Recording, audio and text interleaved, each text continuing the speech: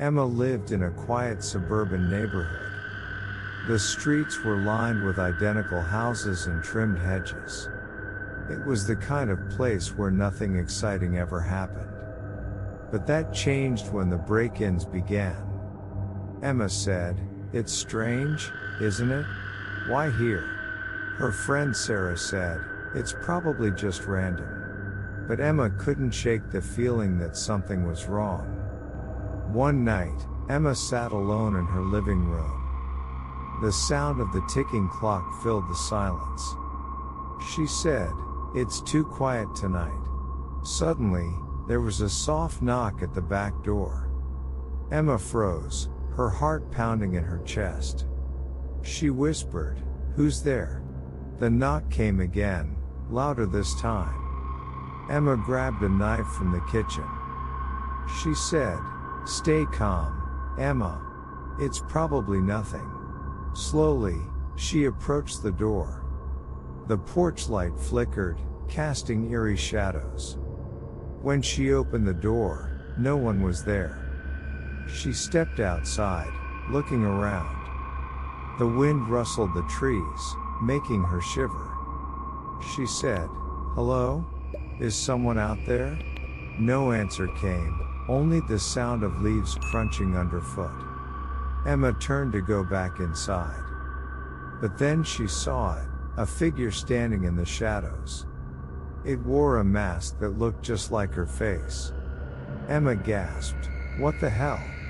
The figure tilted its head, mimicking her movements. Emma shouted, "Who are you?" The figure didn't respond. Instead, it raised a hand and pointed at her. Emma slammed the door shut and locked it. She backed away, clutching the knife tightly. Her breathing was ragged as she called the police. She said, "There's someone outside my house." When the police arrived, they found no one. The officer said, "There's no sign of a break-in." Emma said, "But I saw them.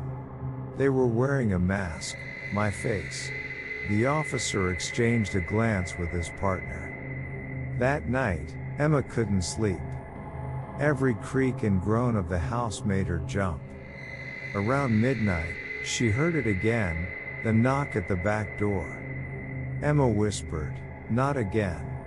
She tiptoed to the door, her heart racing. When she peeked through the window, the figure was there. It stood motionless, its blank eyes staring at her. Emma said, "Leave me alone." The figure raised a hand and knocked again. But this time, the knock came from inside the house. Emma spun around, clutching the knife. She whispered, "How did you get in?" The figure was now standing in the hallway. It slowly removed the mask, revealing a blank, featureless face. Emma screamed, "Stay away from me." The figure stepped closer, its movements slow and deliberate. Emma ran to her bedroom and locked the door. She pressed her back against it, her breath coming in gasps. The figure's voice echoed through the house. It said, "You can't hide from yourself."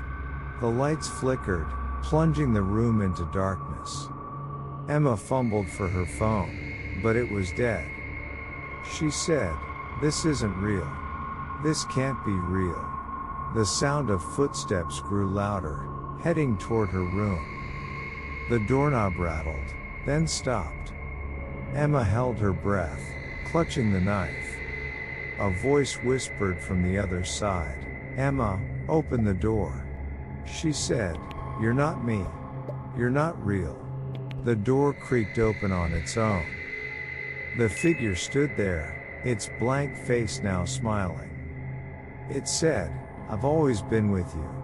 Emma screamed as it lunged toward her. The next morning, her neighbors found the house eerily silent. Emma was gone, but the mask was left behind.